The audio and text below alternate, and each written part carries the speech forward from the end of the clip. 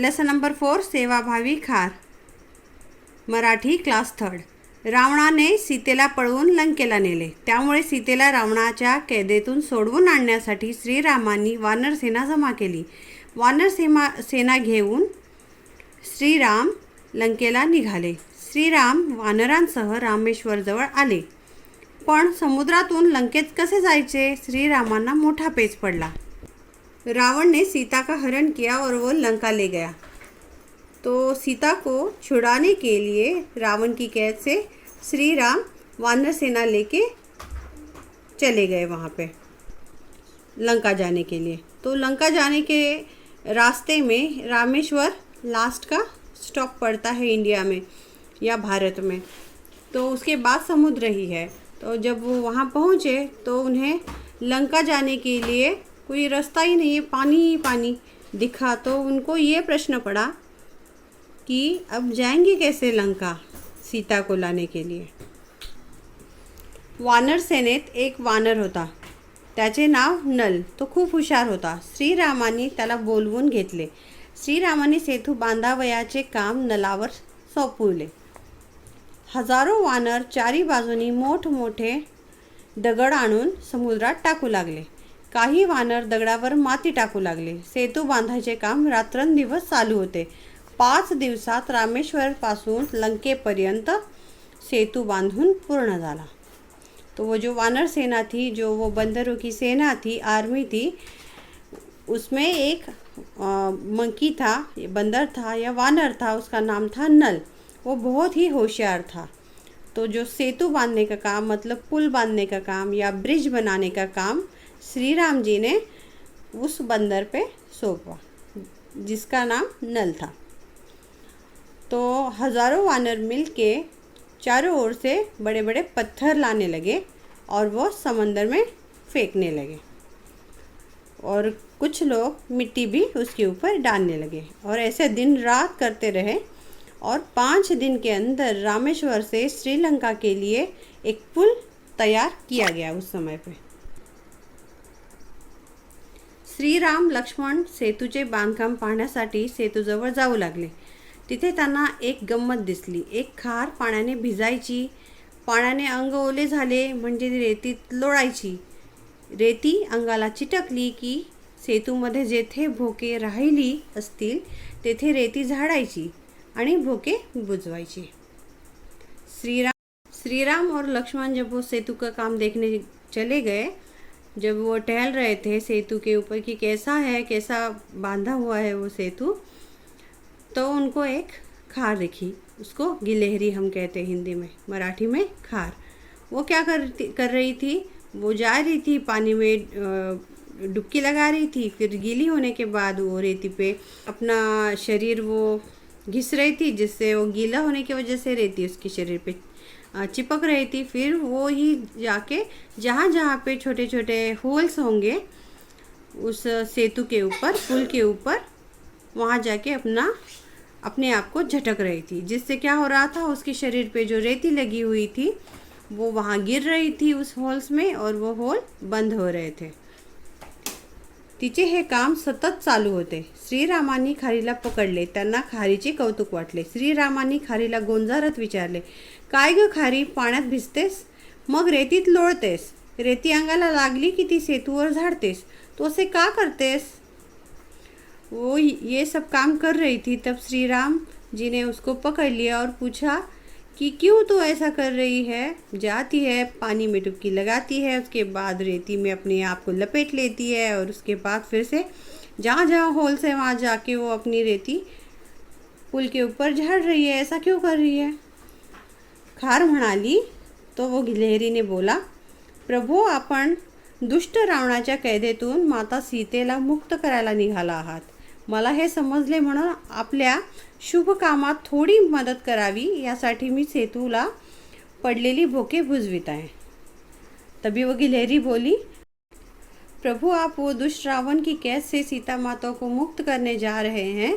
ऐसे शुभ काम में थोड़ी सी मदद करनी ही चाहिए और उसके लिए मैं ये होल्स को बंद करने का काम कर रही हूँ. ये जो सुराग है दोनों पत्थरों के बीच में, उनको मैं अपनी इस काम से रेती डाल के भर दूंगी।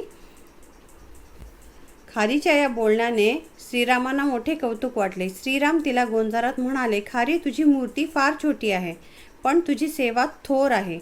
तू माझ्या कामात आपल्या शक्तीप्रमाणे मला मदत केलीस। उस गिलहरी को स्तुतिपूर्ण भाव से बोला कि ए गिलहरी, तुम बहुत छोटी हो, दिखने में तुम्हारी मूर्ति बहुत छोटी है, लहान है, मगर तुम्हारी जो ये सेवा है बड़ी है, बहुत ही महान है। तुमने अपने शक्ति के अनुसार मदत की है मुझे, धन्य आहेस तू, असे म्हणून श्रीरामांनी तिच्या पाठीवरून हात फिरवला। मग श्रीरामांनी तिला सोडून दिले। खार तुरुतुरु धावत निघून गेली। शिकवण: मूर्ती लहान पण कीर्ती महान। आपण जरी लहान असलो तरी आपल्या शक्तीनुसार आपण मदत केली पाहिजे। इतना बोल के श्रीराम बोले कि तुम धन्य हो गिलहरी, और उसके पीठ के ऊपर हाथ घुमाया प्यार से और उसे छोड़ दिया। तो वो गिलहरी चली गई फिर से वही काम करने के लिए। और इससे सीख क्या मिलती है कि अगर मूर्ति लहान भी हो, मतलब छोटी हो मूर्ति, या आप छोटे हो तो भी आपकी कीर्ति महान हो सकती है। आप अगर छोटे भी हो तो भी आपकी शक्ति के अनुसार आप मदत कर सकते हैं, उतनी मदद करनी चाहिए। नवीन शब्दांची ओळख: थोर, ग्रेट, भोके, होल्स, सेवा, सर्विस, मूर्ती एंड आयडॉल, रात्रंदिवस, डे एंड नाइट, वानर सेना, आर्मी ऑफ मंकी, शक्तीप्रमाणे, according to one's ability, Lanka, Sri Lanka, city of Ravan, Shri Ram, Lakshman, lord Rama and lord Lakshmana. शब्दार्थ: समुद्र, सागर, सेतू, पूल, पेच, अडचण, संकट, शुभ, मंगलदायक, गोंजारणे, प्रेमाने पाठीवरून हात फिरवणे।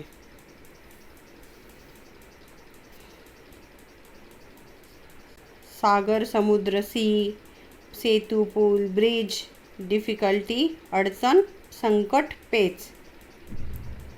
मंगलदायक, ऑस्पिशियस, शुभ, गोंजारणे, पाठीवरून प्रेमाने हात फिरवणे, टू फॉन्डल। विरुद्धार्थी शब्द: ओले, वेट, कोरडे, ड्राय, राग, अँगर, प्रेम, लव, मोठे, बिग, छोटे, स्मॉल, हुशार, वाइज, मूर्ख, फुलिश, पूर्ण, कंप्लीट, अपूर्ण, इनकम्प्लीट, शुभ, ऑस्पिशियस, अशुभ, इनऑस्पिशियस। साइट वर्ड्स: होते, वॉज, वर, आणि, अँड, तिचे, हर, साठी, फार, फॉर, वर, ऑन, पण, बट, आपण, यू, वी, त्या, दॅट, सह, विथ, पासून, फ्रॉम, आपल्या, युअर, आवर, मी, आय, आहे, ॲम, इज, त्याचे, हिज, कसे, हाऊ, का, व्हाय, मग, देन, जवळ, नियर, पर्यंत, अप टू, काही, सम, तेथे, देअर, म्हणून, हेन्स। कंसातील योग्य शब्दांचा वापर करून रिकाम्या जागा भरा। आपको हेल्प बॉक्स दिया गया है। श्रीरामांनी सेतू बांधायचे काम नलावर सोपवले। श्रीरामांनी वानरसेना जमा केली। सेतू बांधायचे काम रात्रंदिवस चालू होते। रामेश्वर पासून लंकेपर्यंत सेतू बांधून पूर्ण झाला। एका वाक्यात उत्तरे लिहा। रावणाने सीतेला पळवून कोठे नेले? रावणाने सीतेला लंकेला पळवून नेले। सीता मातेची सुटका करायला कोण निघाले? सीता मातेची सुटका करायला श्रीराम आणि वानरसेना निघाले। श्रीराम वानरांसह कोठे आले? श्रीराम वानरांसह रामेश्वर जवळ आले। धड्याचे तात्पर्य सांगा। मूर्ती लहान पण कीर्ती महान। आपण जरी लहान असलो तरी आपल्या शक्तीनुसार आपण मदत केली पाहिजे। शब्दांचे समानार्थी शब्द लिहा। वानर माकड, सेतू पूल, हात कर बाहू, दिवस दिन, समुद्र सागर, अंग शरीर देह। विरुद्धार्थी शब्द दिवस रात्र, ओले कोरडे, सुके छोटा मोठा, शुभ अशुभ, पूर्ण अपूर्ण, जवळ दूर लांब। वाक्यात उपयोग तुम्ही तुमच्याप्रमाणे वाक्यात उपयोग करू शकता। कंसात दिलेल्या शब्दांना जोड शब्द. कागदपत्र, अवतीभवती, ओबड धोबड, दात, ओठ, अन्न, पाणी, गोड, धोड. या पाठात आपण विराम चिन्हांचा अभ्यास करणार आहोत. तो विराम चिन्ह मतलब ये जो चिन्ह है जो हम लगाते हैं वाक्य पूर्ण होने पे या बीच में भी कभी, जिन्हें विराम चिन्ह कहते हैं, जहाँ पे विराम देना होता है रीडिंग के टाइम पे. पूर्ण विराम, फुल स्टॉप इसे बोलते हैं. कॉमा को स्वल्प विराम, प्रश्न चिन्ह क्वेश्चन मार्क, उद्गारवाचक चिन्ह एक्सक्लेमेटरी मार्क. मी शाळेत जातो पूर्ण विराम, फुल स्टॉप. राकेशने दारे स्वल्प विराम म्हणजेच कॉमा खिडक्या बंद केल्या, फुल स्टॉप. सूरजचा आज वाढदिवस आहे का, क्वेश्चन मार्क. वाह किती छान फूल आहे, यहाँ पे एक्सक्लेमेटरी मार्क. तो यहाँ पे विराम चिन्ह लगा के आपको ये पूर्ण करना है. सेतू बांधायचे काम रात्रंदिवस चालू होते, फुल स्टॉप. बागेत गुलाब, कॉमा स्वल्प विराम, जास्वंद स्वल्प विराम, सूर्यफूल अशी फुले फुलली होती, फुल स्टॉप. तू उद्या शाळेत येणार आहेस का, क्वेश्चन मार्क. अब एक्सक्लेमेटरी मार्क. केवढा मोठा अजगर. इसी के साथ ही सेवा भावी खारे चैप्टर ख़त्म होता है. मिलती हूँ अगली वीडियो में. प्रेरणास प्लैनेट को सब्सक्राइब ज़रूर करना. Bye bye.